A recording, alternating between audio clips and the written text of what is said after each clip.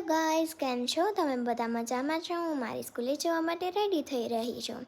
મમ્મીએ મારો ચોટલો ઓળીને અને પછી મેં આરતી કરી અને પછી મારા વેન આવવાની તૈયારી હતી તો હું બેગ લઈને બારે પોર્ચમાં વહી ગઈ. Bye bye. અને હવે હું સ્કૂલેથી આવી ગઈ છું. હું મારો હોમવર્ક પતાવી એક મારો ડ્રોઈંગ કરું છું.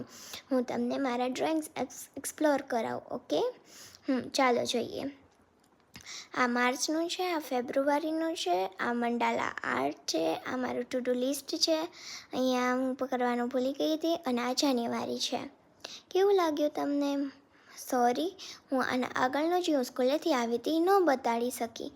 સોરી, મમ્મા બહાર ગઈ છે વેજીસ લેવા. હવે આવી જશે એટલે એના ફૂડ કૂક કરશે અને મારો ભાઈ મારી ડાયરી જોતો હતો. પછી અમે બધાએ જમી લીધું. જમવામાં મસ્ત વઘારેલી ખીચડી બની હતી.